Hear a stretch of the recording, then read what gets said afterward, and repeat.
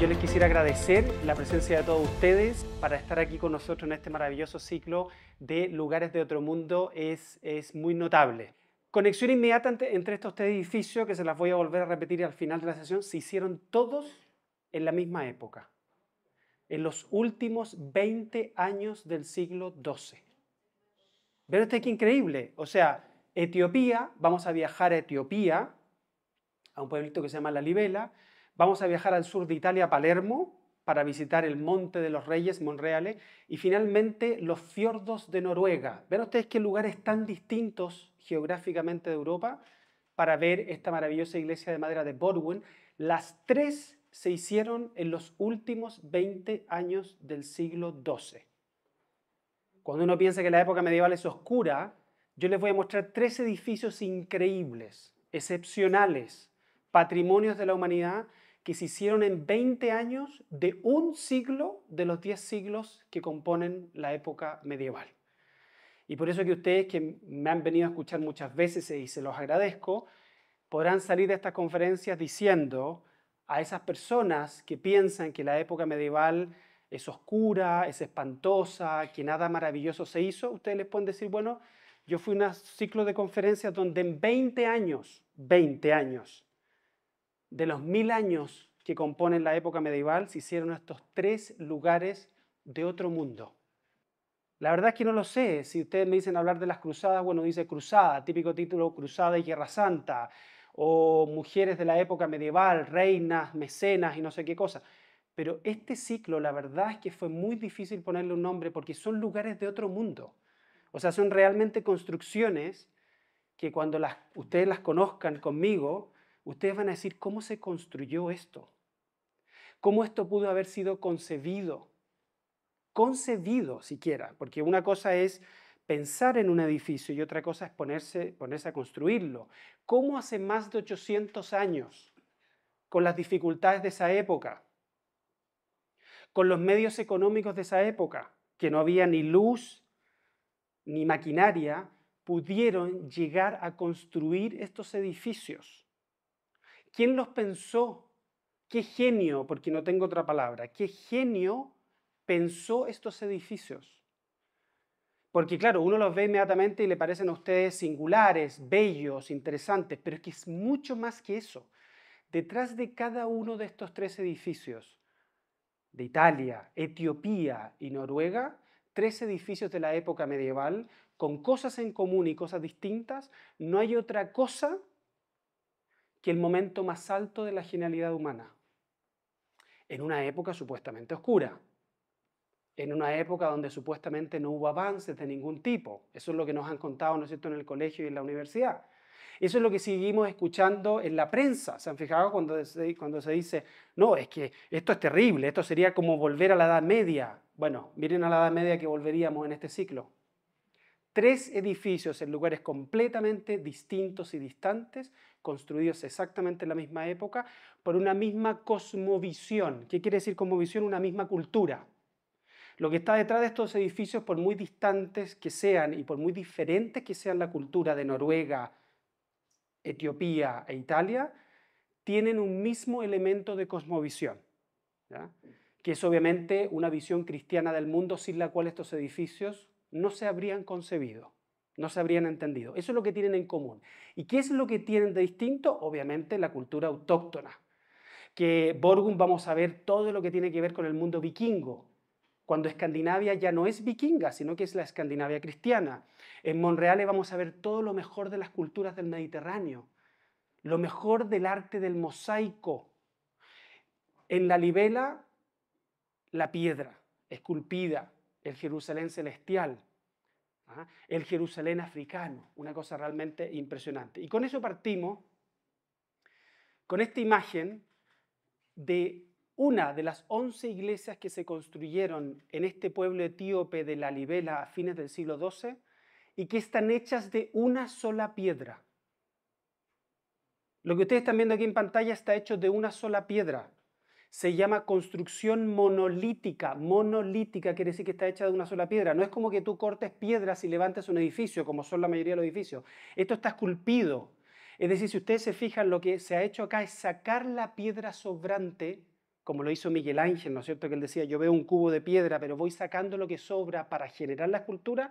Bueno, pero esto se hizo 500 años antes que Miguel Ángel, en Etiopía, en África.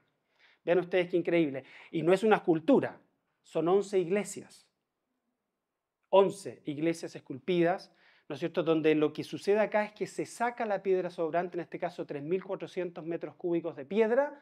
Pregúntense ustedes cómo se hizo esto hace 800 años, para esculpir estas iglesias realmente espectaculares en África. ¿Cómo parte la historia? Profesor, cuénteme, a ver.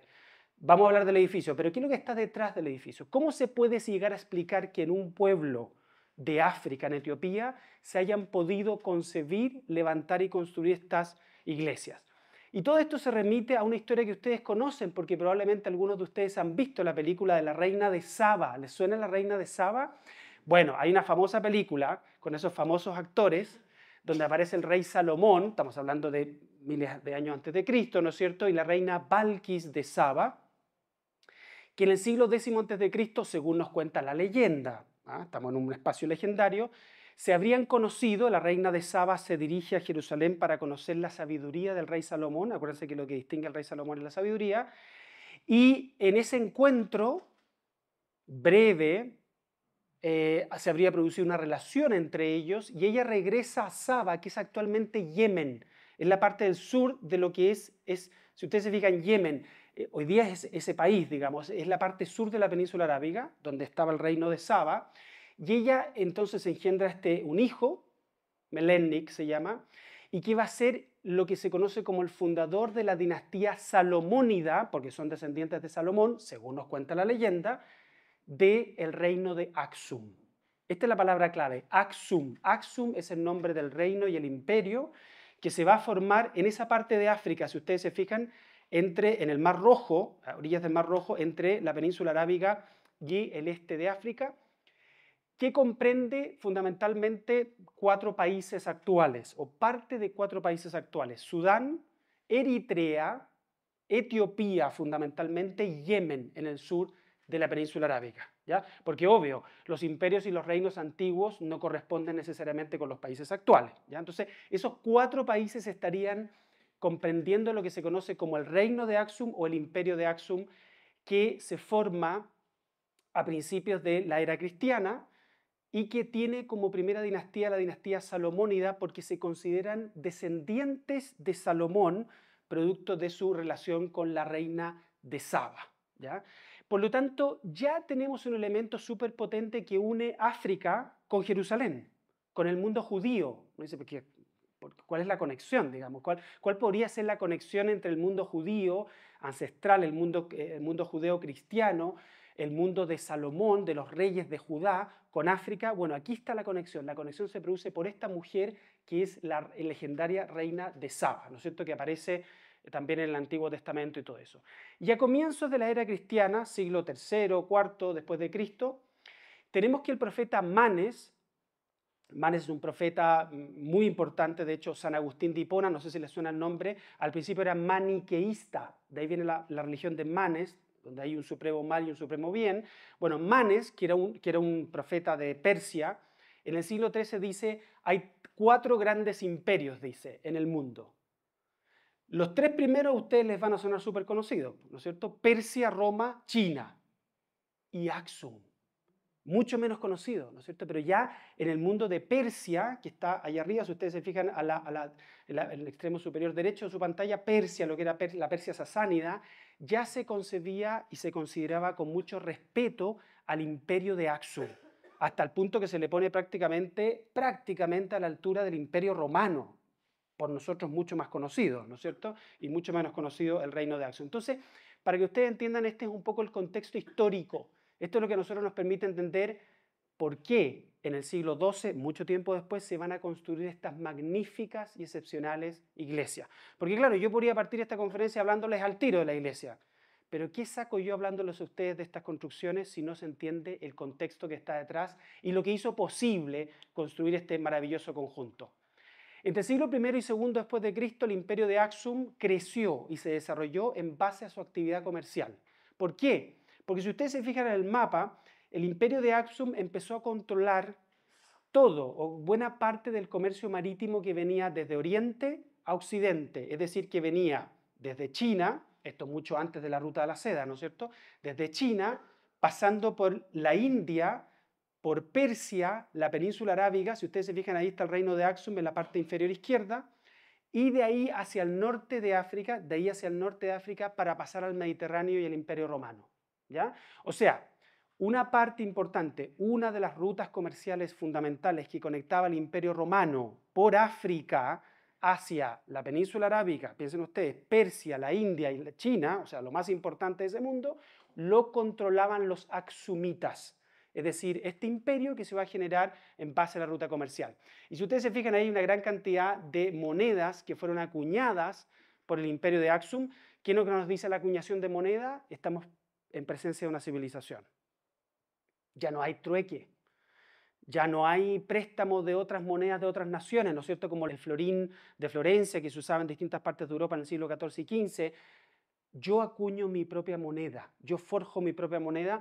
¿Con qué? Bueno, con la imagen de los gobernantes, de los grandes, gloriosos reyes de Aksum, que si ustedes se fijan aquí en la parte superior, me he fijado ahí, se fijan que hay una lunita porque ellos eran politeístas, se convierten al cristianismo. Cuando se convierten al cristianismo, en las monedas empezamos a observar la cruz.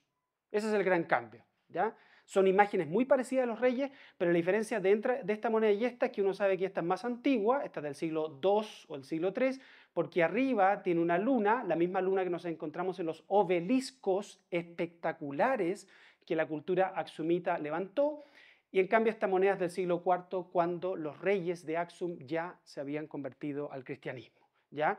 Armenia es la primera nación del mundo que se convierte al cristianismo, Armenia, hacia el año 301, los armenios, por eso es que los armenios se les considera la hija mayor de la iglesia.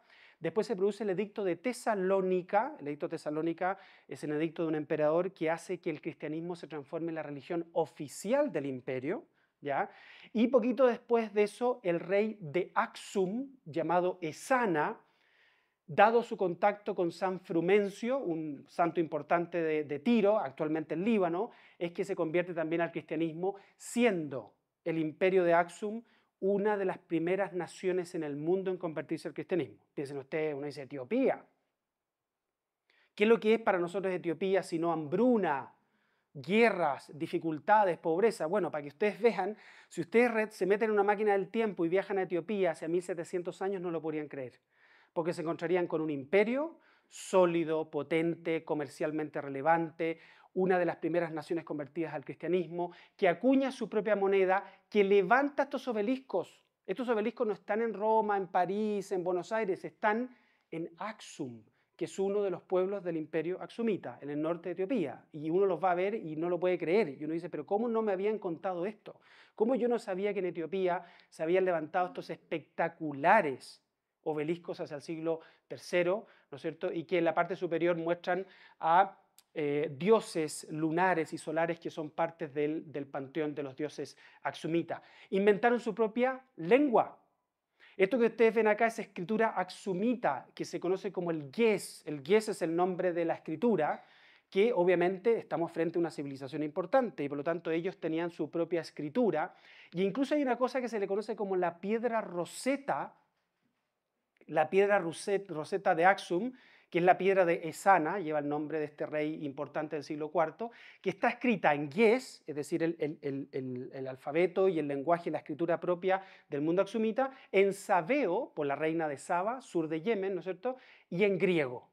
¿Por qué en griego? Bueno, porque el griego es el inglés del siglo IV, ¿no es cierto? El griego es el idioma universal, es el idioma culto. No estoy diciendo que el inglés sea necesariamente el idioma culto, pero ustedes me entienden, uno utiliza el inglés hoy día para viajar por el mundo. Bueno, quienes viajan por el mundo con efectos políticos, comerciales, y tienen la cultura, se comunican en griego. Después va a ser en latín, mucho tiempo después, siglo VI, VII, VIII. Pero el griego es el idioma culto. La Biblia se traduce digamos, del idioma original, del hebreo, al griego, antes del latín. Y después cuando se traduce al idioma latín, ¿saben cómo ustedes se llama? Se llama la Vulgata, porque es el idioma vulgar. El idioma culto era el griego, en el siglo IV. Por lo tanto, si tú quieres llegar a todo el mundo con el cristianismo, ¿en qué idioma traduces la Biblia? Al griego. ¿ya? Entonces, por eso que está en griego, en sabeo y en yes, esta es la piedra de Esana, que es realmente espectacular.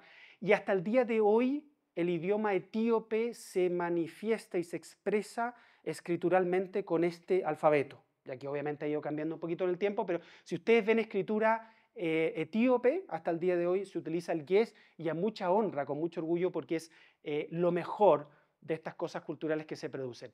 Bueno, en la ciudad de Aksum, porque es el imperio de Aksum, pero hay una ciudad que se llama actualmente Aksum, ustedes la pueden visitar, está esta pequeña iglesia, que sin embargo es la Catedral de Santa María de Sion. Sion es Judea, o sea, Sion es el no, por eso se habla de sionismo, los que quieren volver, los judíos que están en todo el mundo y quieren volver a Jerusalén, sionismo. La Catedral de Santa María de Sion, que está en Aksum, y que en su interior, según la leyenda, contiene el Arca de la Alianza. El Arca de la Alianza, esa, ¿no es cierto?, que contenía los 10 mandamientos.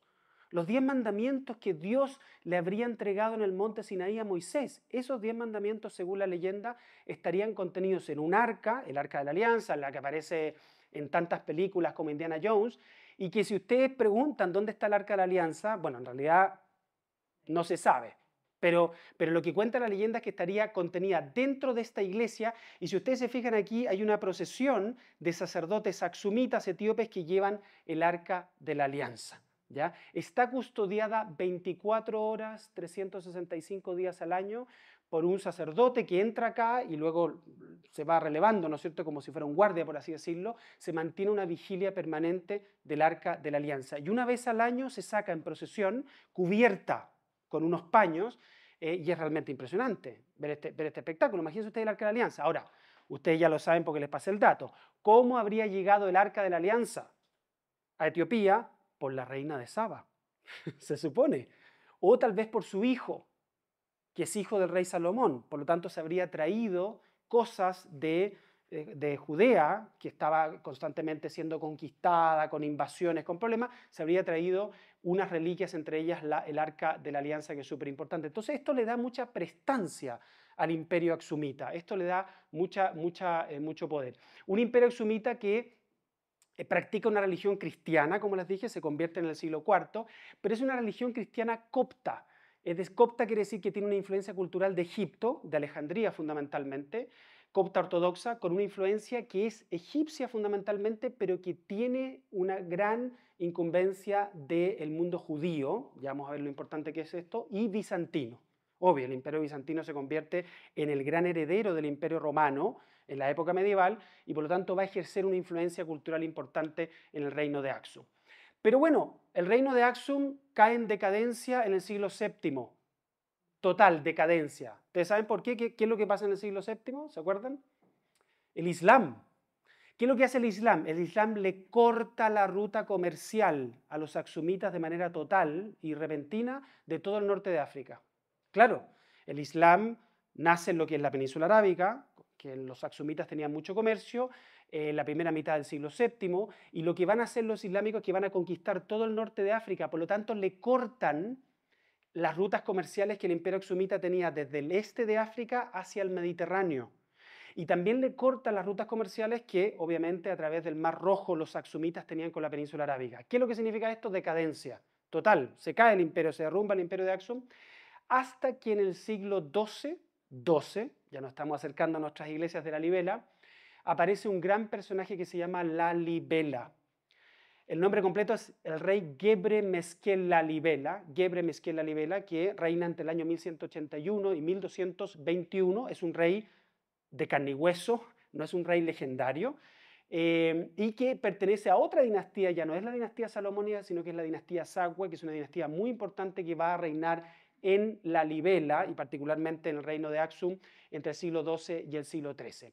Ahora, la Libela, que en etíope significa su soberanía la reconocen las abejas, así se llama eso, la libela, su soberanía la reconocen las abejas. ¿Por qué su soberanía la reconocen? Porque él estaba exiliado. Él tuvo un gran conflicto familiar en los años 1170 y se va exiliado a Jerusalén.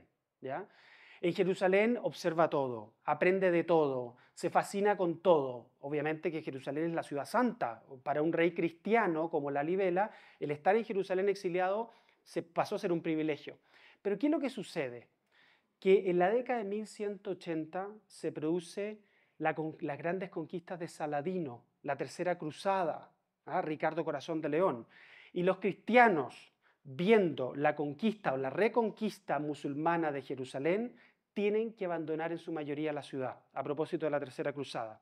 Y entre esos cristianos se encuentra el rey exiliado de Etiopía, Lalibela, que habría abandonado la ciudad, uno se imagina, con una gran cantidad de objetos, con una gran cantidad de reliquias, acompañado de una gran cantidad de personas, y comenta en su biografía, que no la escribe él, la escriben sobre él, que él tuvo un sueño. Y en ese sueño, es típico, ¿no es cierto? Las grandes obras son producto de un sueño. ¿Se han fijado cuando uno dice, se construyó este maravilloso edificio y se fue concebido en un sueño? Y en este sueño Dios le dice a Lalibela, le dice, ya que Jerusalén ha sido conquistada por los musulmanes, yo te pido que hagas una Jerusalén africana, que reconstruyas la ciudad de Jerusalén en tus tierras natales, donde tú eres rey, que vuelvas a reclamar el trono que te ha sido arrebatado y que con la ayuda de los ángeles tú puedas construir una Jerusalén africana. Entonces Lalibela vuelve, abandonando la ciudad de Jerusalén, como todos los cristianos, la mayoría de los cristianos, vuelve a África. Ustedes lo ven ahí a la derecha, aparece ahí Gebre Mesquiel Lalibela, acompañado por San Jorge, que es uno de los grandes patronos del cristianismo etíope. Y ahí está, ¿no es cierto?, la batalla de los cuernos de Jatín, el sueño de Lalibela que les conté, la nueva Jerusalén en África. Y entonces él llega a un pueblito muy chiquitito del norte de Etiopía que se llama Roja, que está en las montañas, a unos 1800 metros de altura, más 2600 metros de altura, a unos 620 kilómetros al norte de la capital actual de Etiopía, para que ustedes se ubiquen, que se llama Addis Abeba, que es una capital del siglo XX, anteriormente era mucho más importante Lalibela. Es un vuelo de 1 hora, por si alguien ya ha pasado el susto de lo que pasó con Tony Espadas y sus acompañantes, ¿no es cierto?, se atreviera a viajar a Etiopía. Yo quiero hacerlo de todas maneras. Está en esa parte de África ahí está marcado, ¿no es cierto? Aksum, al norte del reino aksumita, Lalibela un poquito más al sur. 1 hora de vuelo de Addis Abeba nos lleva a un pequeñito aeropuerto que está muy cerquita de Lalibela, a 2.600 metros de altura, en este maravilloso lugar. ¿Y qué nos vamos a encontrar si nosotros viajamos a Lalibela? No nos vamos a encontrar con una, nos vamos a encontrar con 11 iglesias monolíticas. Vean ustedes el río Jordán. ¿Por qué el río Jordán es importante? Porque ahí es donde Jesucristo fue bautizado por San Juan el Bautista, en el río Jordán. Es una imagen típica, ¿no es cierto?, del Nuevo Testamento. Entonces se cava un río en Roja, en Lalibela, que va a dejar de llamarse Roja el pueblo, sino que va a pasar a llamarse Lalibela como el rey. Se cava un río, ¿no es cierto?, porque el río Jordán es muy importante, y se van a construir 2 conjuntos de iglesias que están al norte, más bien, aquí le puse pero más bien al norte, que representan la Jerusalén terrenal, e iglesias que están en el sur, o en el oeste, como ustedes quieran, ¿no es cierto?, que representan el Jerusalén celestial. Estas que están acá entonces son el conjunto de iglesias que componen lo que hoy día se conoce como las iglesias monolíticas de Lalibela, con la más espectacular de todas, que ustedes la vieron al principio, esa iglesia cruciforme de manera de cruz monolítica, que es la iglesia del Biete Georgis, es decir, la casa de Jorge. Biete en etíope significa la casa de Jorge, porque San Jorge es uno de los grandes patronos del cristianismo etíope. Y bueno, aquí está, ustedes lo ven, casa del Gólgota, la casa de María, la casa del ángel, la casa de Manuel, la casa del Líbano, la casa de los arcángeles Gabriel y Rafael. En fin, lo que se hace en definitiva, para que ustedes lo entiendan, es se abandona Jerusalén de manera forzada por la Tercera Cruzada y se hace una recreación monolítica de Jerusalén en África, en este pueblo de Roja que pasa a llamarse Lalibela. Y ahí está, ven ustedes la imagen espectacular, donde en la parte superior se ve, ¿no es cierto?, la parte del Jordán, todo este espacio, este orificio cavado para generar esta iglesia cruciforme, que es el Biete Jorgis, la casa de Jorge. Es construcción de roca volcánica, construida en aproximadamente 24 años. Si hubiesen tenido nuestra permisología, habrían sido 50 años probablemente, o 60. Imagínense los permisos del impacto medioambiental de esto, salvaje. Entonces ustedes ven ahí la iglesia cruciforme de forma de cruz. En 24 años esto es un récord. Es impresionante. O sea que en 24 años en el este de África esta gente haya tenido los medios, la entereza, el empuje, la genialidad para levantar estas 11 iglesias. No levantar, esculpir, porque son cavadas hacia abajo. Estas 11 iglesias es absolutamente extraordinario. ¿Dónde queda Petra? Petra no es nada comparado con esto. ¿No es cierto? Petra no es nada. O sea, Petra es famosa, todo el mundo la visita en Jordania, turismo, para que ustedes vean que el turismo de repente nos lleva a visitar lugares que son espectaculares, pero mucho menos espectaculares que otros lugares que son mucho más desconocidos. Si yo hubiese partido esta conferencia diciéndoles, ¿ustedes conocen Petra? Muchos de ustedes me habrían dicho que sí, que han estado o que no han estado, pero la conocen por las películas. Pero si yo les digo, ¿ustedes conocen las iglesias de la Libela? Ustedes me habrían dicho, ¿la Liqué? No, no habrían nada. Nada, ¿no es cierto? Bueno, porque ustedes vean lo importante que es saber historia, tener esta curiosidad de leer, de conocer. Bueno, 24 años, se decía que durante el día trabajaban los hombres y durante la noche trabajaban los ángeles para poder construir esto. ¿Y por qué le puse templarios? Porque, bueno, todo esto es parte de la leyenda, ¿no es cierto? Pero ¿quiénes habitaban en Jerusalén y cuidaban el templo del Santo Sepulcro? Los templarios. ¿Y quiénes habrían sido expulsados junto con la Libela y otros cristianos en la Tercera Cruzada por las tropas de Saladino? Los templarios. Entonces se piensa que una buena cantidad de templarios que existieron, los templarios, habrían acompañado a la Libela en este gran proyecto de levantar, de construir, de esculpir estas extraordinarias iglesias de piedra digamos, en África. Bueno, aquí está el Jerusalén terrestre, que es la iglesia, ¿no es cierto?, la iglesia del Salvador, que es la más grande, la iglesia de María, que ustedes ven ahí, la iglesia del Gólgota. El Gólgota es el lugar del Calvario, el monte donde Jesucristo fue crucificado. Adán, ¿no es cierto?, se piensa que ahí está la tumba de Adán, según la leyenda se cuenta, pero es una capilla que señalaría el lugar donde habría estado la tumba de Adán. Ahí hay una cosa interesante, porque siempre se dice que la raza humana se originó justamente en África, ¿no es cierto?, hace no sé cuántos miles de cientos miles de años, pero ahí está un poco la tumba de Adán, es lo que vendría a ser el Jerusalén terrestre, que representa un poco la historia de la salvación. Obvio, porque con Adán se comienza la historia de salvación, Dios crea a Adán, Adán lo traiciona, y luego Jesús es el nuevo Adán. Por su sacrificio, los seres humanos pueden nuevamente entrar al cielo y las puertas del cielo se abren nuevamente después del pecado, a través de la redención, pero se tiene que pasar por María, ¿se fijan? O sea, está Adán, creado por Dios, que comete el pecado de traición, Gólgota, que es el lugar donde Cristo muere, pero se pasa por María finalmente para llegar al Salvador, a la iglesia del Salvador, que es Jesucristo. O sea, se despliega toda la historia de la salvación, pero hecha piedra, hecha edificio. No es simplemente contada en la Biblia, sino que encarnada, hecha piedra en estos edificios que obviamente tienen un programa. No es que, oye, a ver, aquí en la esquina nos cae una iglesia, bueno, ya pongamos una acá. Oye, chicos, ¿les sobró a ustedes un poco material para hacer otra iglesia acá? No, no funciona así. Esto funciona con un programa. Se concibe cada detalle, se planifica de una manera de entregar un simbolismo, que la gente que visite la Libela lo entienda según los parámetros del cristianismo. Aquí no hay funcionalidad, como la entendemos hoy día.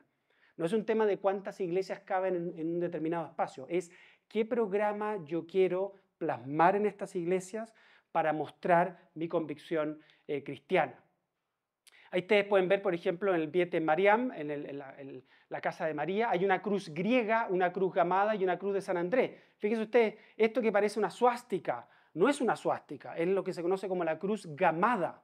La cruz gamada se origina en la India ancestral, y luego los nazis en el siglo XX la van a dar vuelta y la van a convertir en la suástica, porque claro, ellos remitían todo su cuento racial a la raza aria, y la raza aria, Irán, entre Irán y la India, los remite a las culturas ancestrales del mundo de la India. Por eso que los científicos nazis iban a medirle la cabeza y los huesos a la gente del Tíbet y todo esto para encontrar los orígenes de la humanidad, la raza pura, esa raza que no se ha juntado con nadie. Entonces, ustedes ven estas imágenes que son del siglo XII, parecen suásticas del siglo XX, pero son del siglo XII, con una cruz también de San Andrés. ¿Se han fijado cómo es la la bandera de Escocia, que tiene una cruz así, puesta así en esa disposición como una X.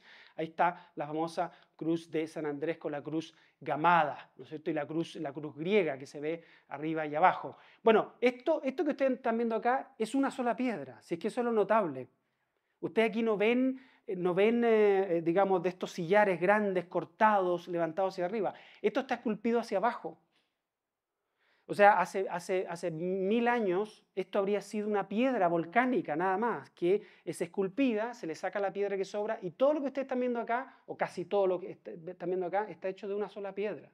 Eso es lo notable, o sea, de que esto se haya podido concebir. Y aquí ustedes ven arte axumita, que es muy lindo. A mí el arte axumita me lleva como un poquito como a Frida Kahlo, esos colores de México, junto con algo medieval. Es una mezcla como de cultura africana, con ese colorido de América Central, junto con elementos medievales. Es súper lindo, ¿se fijan? Esto lo que están viendo acá es un retablo de la Virgen María con Jesús y con los ángeles, con idioma ahí, hecho por cultura axumita. Esto es del siglo XVI, tiene más o menos 500 años. Lamentablemente, como África fue colonia, excepto Etiopía, que nunca fue colonia, el único país de África con Liberia que no fueron colonia, mucho de este arte no está en Etiopía. Prácticamente el 50% del arte axumita está en Stanford, en el Museo de la Universidad de Harvard y todo eso, porque todas estas cosas lamentablemente se compraron o se robaron, obviamente en todos los siglos que estos países africanos fueron colonias. Así que gran parte del arte axumita lamentablemente no está en Etiopía, pero está muy bien conservado en otros museos. Cuando ustedes entran a la iglesia, profesor, ¿con quién nos vamos a encontrar? Nos vamos a encontrar con esto: pintura policromada, imágenes del Antiguo y el Nuevo Testamento, figuras florales, vegetales, cruces. Es un festival de colores. Aquí no hay una oscuridad, obviamente que no había mucha luz que entraba a estos lugares, pero lo que nos vamos a encontrar en la mayoría de las iglesias son pinturas del arte axumita, realmente maravillosas. Ahí está lo que les contaba, la imagen de la tumba de Adán, que se ingresa por acá. ¿Ya? A la derecha está el Viete Gólgota, ven ustedes qué linda los detalles de las puertas, o sea, de las ventanas. Todo esto es una sola piedra. Todo lo que están viendo ustedes son edificios hechos de una sola piedra esculpida, eso es lo notable. A esta se le conoce como Capilla Selassie, ya les voy a contar alguna cosita de Haile Selassie, a ver si a ustedes les suena ese nombre, y es por lejos lo más sagrado, porque ahí se encontraría la tumba del rey Lalibela, el gran autor de todo esto, el gran promotor de todo esto del siglo XII, el rey Lalibela. Y es la única parte, lo siento chicas, tengo que decirle, donde solo pueden entrar los hombres. Sí, exacto, no hay mucha paridad de género acá. Es la única iglesia, la única de las 11 iglesias que las mujeres no pueden entrar, ¿ya? Así que, lo siento, tienen que hacer fila para el baño y no pueden entrar para visitar la tumba de la Libela. Son dos cosas que las mujeres tienen que padecer desde Eva, prácticamente, cuando se les expulsa del paraíso. Bien, entonces estos son lugares realmente notables, maravillosos, vivos, vivos, vivos. O sea, esto no es un lugar turístico, la gente vaya a hacer turismo, pero están vivos. Si ustedes van a la Libela se van a encontrar con sacerdotes vestidos con sus túnicas de blanco, celebrando los sacramentos, bautizando, celebrando misas. Son lugares vivos, vivos. Esto no es un museo, sino que son lugares que están constantemente siendo visitados por peregrinos, especialmente para la fiesta del Timkat. Si ustedes ingresan acá, en la Capilla Selassie, se van a encontrar con esto: una cruz procesional en la parte de arriba de una vara de cruz de procesión, que lidera una procesión, de la época de la Libela, del siglo XII, miren ustedes qué bonita, y una imagen, una escultura de las pocas que existe justamente del rey Lalibela, a quien le debemos este extraordinario proyecto realizado en el este de África, realmente notable. Vean ustedes las dimensiones de esta, que es la más grande, la Casa del Salvador. Ustedes tienen una vista aérea arriba, si ustedes se fijan ahí cómo se puede observar el tremendo forado que se hizo en la piedra para sacar la piedra restante y generar esta maravillosa iglesia esculpida. Y aquí tienen una imagen de exactamente la misma iglesia, pero tomada desde abajo, para que ustedes puedan apreciar las increíbles dimensiones. Claro, ustedes van a decir, profe, pero ¿cómo? Aquí no hay una sola piedra, aquí hay varias. Es que esto es posterior. Todos estos pilares que ustedes ven son posteriores adiciones estructurales, obvio, esto tiene 850 años. Ustedes comprenderán que hoy día las exigencias de seguridad son distintas. Entonces, en el siglo XX muchas de estas iglesias fueron restauradas y han sido reforzadas estructuralmente para que la gente las pueda visitar y no se les caiga una piedra encima. Pero lo que está acá adentro, que es la parte original, es estructura monolítica, es decir, hecha de una sola piedra, lo que es realmente impresionante. Bueno, y llegamos, como les decía, a la más espectacular, la más emblemática, la más conocida de todas, que es el Viete Gorgis, que tiene una forma cruciforme y que representa el arca de Noé. ¿Ya? Representa el arca de Noé porque quiero pedirle a ustedes que por un segundo usen su imaginación y se imaginen esto inundado por agua. ¿Ya? El simbolismo es ese, muy bonito, es que la iglesia cruciforme simboliza el arca de Noé. ¿Por qué? Porque el que está fuera del arca de Noé se ahoga y se muere, ¿no es cierto? En cambio, el que está dentro del arca, como quien está dentro de la iglesia, se salva. ¿Se fijan el simbolismo? El que está dentro de la iglesia, el que sigue el mensaje de Jesús, el que recibe los sacramentos, el que tiene una vida espiritual se salva y el que no se ahoga, digamos, ese es un poco el mensaje. Ven ustedes qué linda esta imagen, preciosa. Varios de ustedes han tomado cursos conmigo, yo les he mostrado iconografía medieval, ¿no es cierto? Cristiana, europea. Pero ven ustedes qué linda es esta. Es la imagen de San Jorge luchando contra el dragón. ¿Cómo, profe? Si yo pensé que eso era una cosa muy inglesa, muy de Inglaterra, St. George. ¿Ah? Ven ustedes aquí, está San Jorge, esto es influencia bizantina, de todas maneras, sobre el reino axumita. Ven ustedes el dragón, un dragón etíope. Es fabuloso, ¿ah? No es el dragón chino, no es el dragón que encontramos en Mont Saint-Michel, en Francia o en otros lugares de Europa. Ahí está la escritura axumita con los colores maravillosos que a mí me hacen pensar de Frida Kahlo, ustedes podrán pensar en otras cosas. Ven ustedes el caballo. Todo esto es pintura axumita, de estilo axumita, que está, como les decía, repartido en distintos museos del mundo y que nos muestra el vigor, la vitalidad, la potencia de la cultura Axum. Y aquí una imagen de abajo, ¿se fijan? Aquí está desde arriba, una foto sacada obviamente con un dron, ustedes pueden ver ahí cómo se ha esculpido esta iglesia. Y de aquí de abajo, para que ustedes la puedan observar, en la misma iglesia cruciforme, con sus típicas ventanas propias de la arquitectura Axum, declarada Patrimonio de la Humanidad, por cierto, no sería menos, ¿no es cierto?, en 1978. Algunos la consideran, si ustedes quieren acá, yo creo que ¿cuántos seremos? 30, 40, podemos reunir firmas para que se le considere la octava maravilla del mundo. Yo encuentro que esta es la octava maravilla del mundo de todas maneras. O sea, de todas maneras, si ustedes repasan las 7 maravillas del mundo, ustedes van a decir son espectaculares, sí, pero esta es tan espectacular como esas 7 maravillas del mundo. Hay gente que la considera la octava maravilla del mundo. Obviamente que hoy día las dificultades para viajar a Etiopía y a otros países africanos son altas si las comparamos con otros lugares del mundo como en Europa, pero realmente estamos frente a una iglesia extraordinaria. 12 metros de profundidad, 3.400 metros cúbicos de piedra retirado. Díganme ustedes, por favor, cómo en 24 años, hace 800 años, esto fue posible. Yo no lo entiendo. Y si ustedes se meten a buscar iglesias de la Libela, se van a encontrar con ¿qué? El típico documental de Nat Geo, de alienígenas ancestrales, contándonos que esto no tiene explicación humana y que la única forma de que esto fue construido es de una manera enigmática, misteriosa, sin explicación. Evidentemente no es el caso, lo sabemos, pero la verdad es que si ustedes conversan con ingenieros estructurales, si ustedes conversan con constructores, si ustedes conversan con cualquier persona hoy día, en pleno siglo XXI, la va a tener muy difícil para explicarles cómo en solo 24 años esta gente, con sus medios, con sus posibilidades, hace más de 800 años fue capaz de levantar estas iglesias. Y tanto enigma, y tanto misterio, y tanta fascinación provocó en épocas ancestrales las maravillosas iglesias de la Libela, que hay un señor de Alemania que se llama Otto de Frisinga, que en el siglo XII empezó a escribir de manera bastante delirante, diríamos nosotros, historias completamente fantasiosas de reinos de otros mundos, lugares de otros mundos, y empezó a hablar del reino del Preste Juan. Y el reino del Preste Juan era un reino ficticio, un reino imaginario, un reino cristiano que sobrevivía en medio de poblaciones musulmanas, en un lugar muy lejano de Europa y muy misterioso y muy enigmático. Y claro, la gente empezó a asociar el reino del Preste Juan con el reino de la Libela, con las iglesias de la Libela, con estas iglesias monolíticas. Y tanto es así que los grandes navegantes de Europa de fines del siglo XV, que son fundamentalmente los portugueses y los castellanos que circunnavegaron las costas de África, y uno de ellos, ¿no es cierto?, que fue enviado por el rey Juan II de Portugal, que se llama Francisco Álvarez. Francisco Álvarez es un navegante portugués que en 1521, en su texto El Preste Juan de las Indias, acuérdense ustedes que para ellos las Indias eran toda la parte oriental, por eso que las nuevas Indias son las que va a descubrir, ¿no es cierto?, Cristóbal Colón, nos dice lo siguiente cuando llega a la Libela. Un testimonio del año 1521 de un viajero que se encuentra con esta iglesia y dice, esto no puede ser. ¿Quién construyó esto? ¿Cómo se pudo construir? Nos dice, me cansaba escribir más de estas maravillas, puesto que me parecía que me acusarían de falsedad.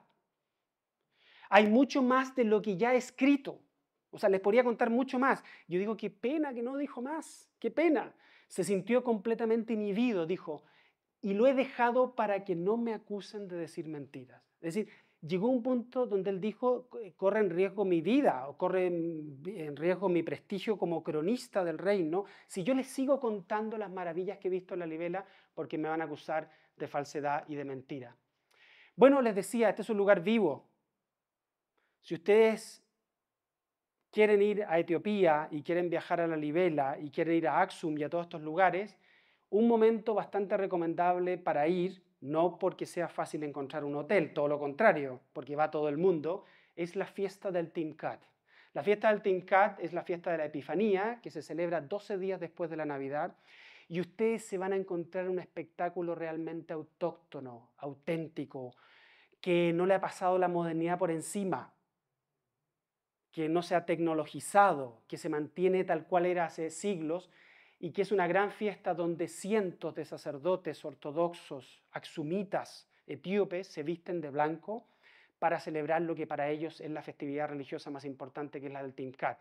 Y es una celebración impresionante, increíble.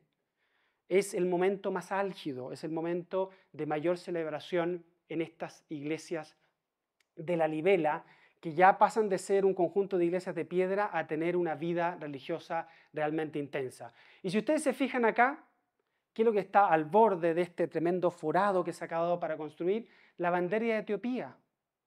La bandera de Etiopía, que tiene el verde, el amarillo y el rojo, como lo tiene un café que ustedes probablemente han probado que se llama Marley Coffee.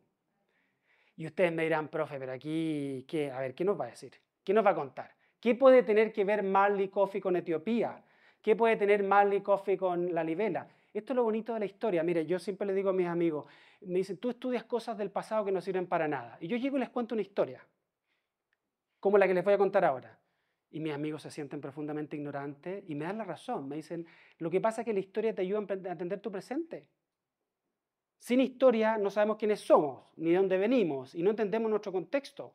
¿Qué cosa más espectacular es acercarse a un carrito de Marley Coffee y entender por qué tiene la bandera de Etiopía? No tiene la bandera de Jamaica. ¿Ustedes saben quién fundó Marley Coffee? El hijo de Bob Marley, que se llama Rohan Marley, que es un tipo que vive en Estados Unidos, pero que en Jamaica fundó un café que se vende aquí en Chile. ¿No? Yo no lo estoy promocionando, no es que me lleve una comisión.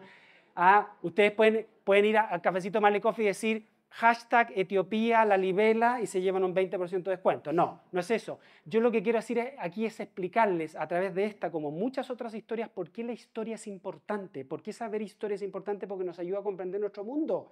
Hasta el mundo del café que uno se toma a la salida de una charla. Bueno, justamente la historia tiene que ver con este hombre que ustedes ven acá, y con esto voy terminando, que se llama Haile Selassie. Haile Selassie fue el último emperador de Etiopía. Ustedes ya saben por qué Etiopía tuvo imperio, se los acabo de contar. De otra dinastía, evidentemente. ¿Ya? Haile Selassie fue el último emperador de Etiopía, que gobernó hasta el año 1974. Hubo un golpe de Estado, lo tomaron preso y lo asfixiaron hasta su muerte el año 75. Se dice que lo enterraron debajo del baño del Palacio Imperial en Addis Abeba. Lo encontraron hace, no sé qué, 20, 30 años, una cosa impresionante. Ahora está enterrado en la catedral de Addis Abeba. Bueno, él se transformó en emperador el año 1930, pero su nombre de pila, ¿saben cuál era? Era Tafari Makonnen, y Rastafari, ¿le suena Rastafari? Los Rastafari, Ra significa señor, duque, Rastafari Makonnen. Rastafari dio origen al movimiento Rastafari. A los rastas, exacto, esas rastas que uno ve, ¿no es cierto? Exacto. Y ese es un movimiento panafricano racista que considera a la población afrodescendiente como superior a la población de Asia, de África. Y este señor, el año 1930, se transformó en el gran referente de lo que posteriormente va a ser todo el movimiento del reggae y de Bob Marley y toda esta gente. ¿Por qué? Porque les hizo una invitación a todos los afrodescendientes del mundo a volver a África. A decir, ¿cómo ustedes van a estar en Estados Unidos, en todos estos países, siendo esclavizados o siendo ciudadanos de segunda categoría, cuando el hombre negro y la mujer negra son superiores al hombre blanco? Ese es el movimiento. El Rastafari es un movimiento que mezcla el cristianismo con elementos autóctonos de la cultura africana y de la cultura de Jamaica y todo eso.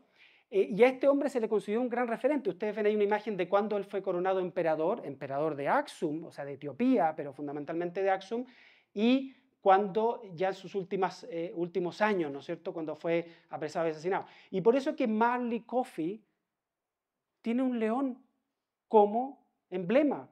¿Y saben de dónde viene el león? Usted me va a decir de África, sí, de África, pero son los emblemas de la realeza imperial de Etiopía. Es decir, los emblemas que ustedes no van a ver hoy día, ¿por qué? Porque Etiopía ya no tiene reyes, ya no tiene emperadores, es una república en el fondo, que fue un poquito tiempo dominada por el Partido Comunista, ¿no es cierto? Son los emblemas. El león aparece como emblema de la familia real de Haile Selassie, que adquirió ese nombre famoso por todo el mundo, pero que su nombre de pila era Rastafari Makunen. Y por eso que en estos sobrecitos del Café Marley ustedes se encuentran con la bandera de Etiopía, a pesar de que fue fundado en Jamaica por el hijo de Bob Marley, y se encuentran con este leoncito, ¿no es cierto?, que vincula una cosa que consumimos, ¿no es cierto?, de manera regular a lo que nos gusta el café, con esta historia de las iglesias de la Libela, con Etiopía y con todos estos personajes. Muchas gracias.